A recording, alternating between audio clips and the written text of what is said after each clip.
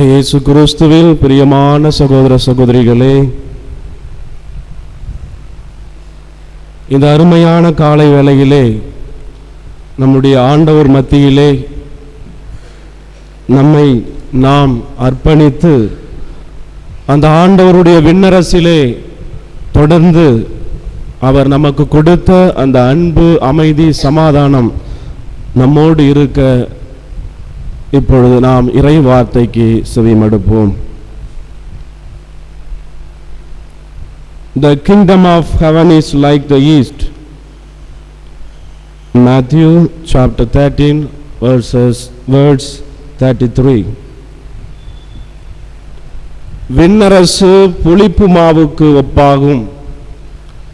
மத்தேயு நற்செய்தி அதிகாரம் 13 இறை வசனம் 33.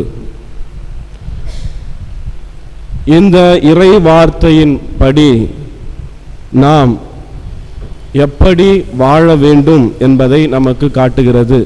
புளிப்பு மாவு, அது புளித்த மாவானது பொருட்கள் செய்ய, உணவு தயாரிக்க அது நமக்கு தயாராக இருக்கிறது. அதுபோல இந்த விண்ணரசை அடைய வேண்டும் என்றால் நாம் நம்மையே தயார் செய்ய வேண்டும். அதை தான் இந்த நற்செய்தியிலேயே நாம் பார்க்கிறோம்.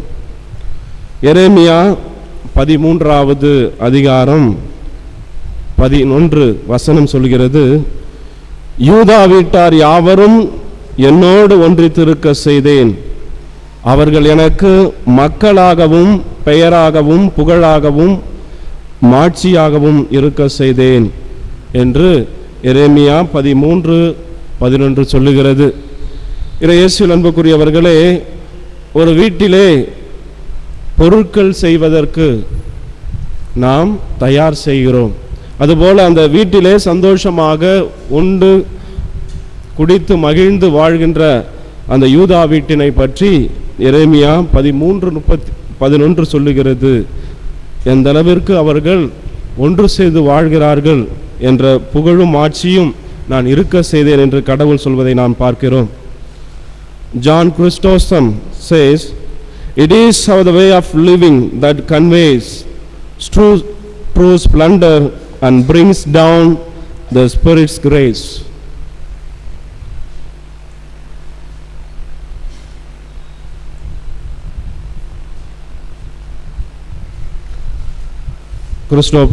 ஜான் கிறிஸ்டோபர் சொல்கிறார், நம்முடைய வாழ்வு முறையாலே கடவுளின் அபரிதமான கொடைகளை பெற்று உண்மையான ஒளியை பெற முடியும்.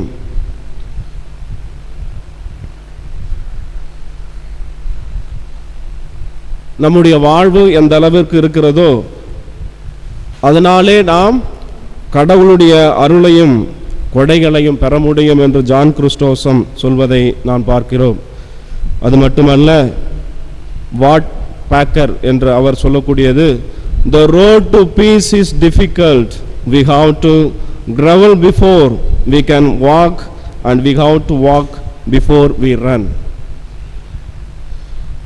சமாதானத்தின் பாதை மிகவும் கடினமானது, நாம் நடப்பதற்கு முன் நிம்மதியில் தவழ வேண்டும், ஓடுவதற்கு முன் நடக்க வேண்டும்.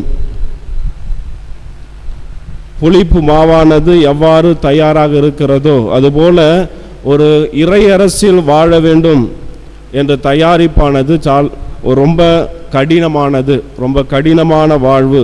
எனவே அதை குறித்து காட்டுவதற்காக தான் இந்த வார்த்தைகள் சொல்லப்படுகிறது.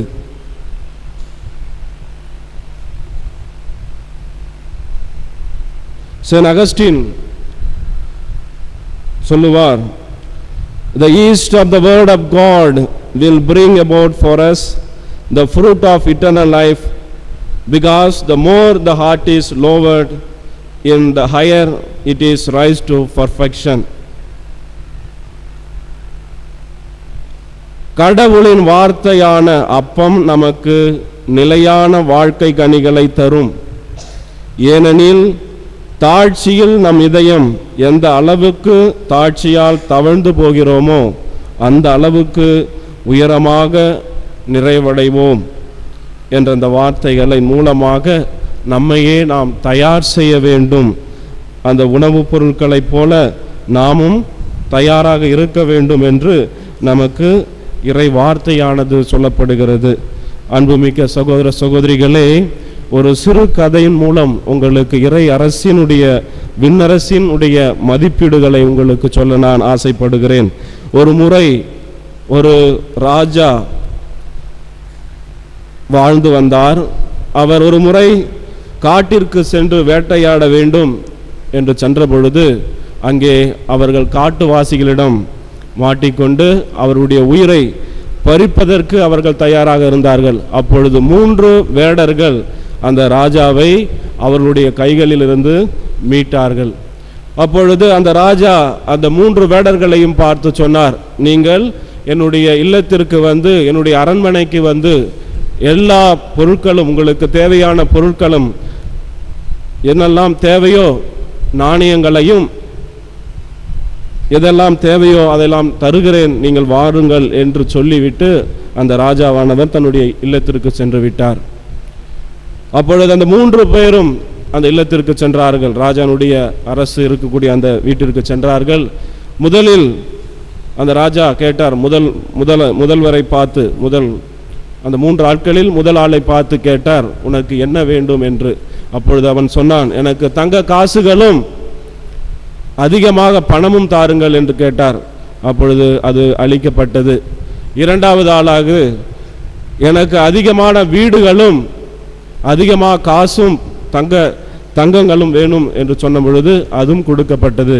இந்த 3வதாக அந்த மனிதன், உமது காலடி என்னுடைய இல்லத்தில் பதிந்தால் போதும், எங்கள் வீட்டுக்கு நீங்கள் வரணும், அதை மட்டும் எனக்கு செய்யுங்க அப்படின்னு சொல்கிறப்ப அதை ஏற்றுக்கொள்கிறார் அரசு.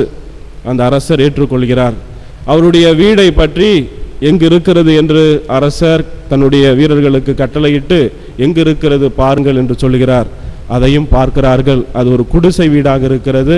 ஆகவே அந்த வீட்டுக்கு செல்லக்கூடிய பாதையை அவர்கள் சுத்தம் செய்து ராஜா வர வேண்டும் என்று அதை அவர்கள் தூய்மையோடு அதை அவர்கள் சரி செய்வதும், அவர் வீடு எப்படி இருக்கிறது, ராஜா அந்த வீட்டுக்கு வர வேண்டுமே, அந்த வீடை அவர்கள் ஒரு பெரிய பங்களா போல, மாடி வீடு போல கட்டி கொடுக்குறாங்க. 3வது ராஜா வருகிறார். அங்கு வருகின்ற பொழுது அவர் பொன்னையும் காசையும் கொடுக்கிறார். இறையேசுவில் அன்புக்குரியவர்களை, இந்த கதையிலிருந்து என்ன கற்றுக்கொள்ள வேண்டும் என்றால், கடவுளுடைய பிரசன்னம் நம்முடைய வீட்டில் இருக்கின்ற பொழுது அங்கு விண்ணரசு இருக்கும். ஒரு சிறிய அந்த புளிப்பு மாவு எவ்வாறு தயார் செய்யப்பட்டு உணவாக மாற்றப்படுகிறதோ அதுபோல இறைவனுடைய பிரசன்னம் உங்களிடம் இருந்தால் உங்களுடைய குடும்பத்தில் பலவிதமான நல்ல காரியங்கள் நடைபெறும். அது மட்டுமல்ல, இறைவனோடு அந்த இறை பிரசன்னம் இருக்கின்ற பொழுது நீங்கள் நினைத்தவை நடைபெறும். எனவே அந்த இறைவனிடம் நம்முடைய குடும்பங்களை, நம்முடைய முன்னோர் எந்த அளவுக்கு விசுவாசத்தோடு வாழ்ந்தார்களோ அதுபோல வாழ இப்பொழுது அனைவரும் கண்களை மூடி ஜெபிப்போம்.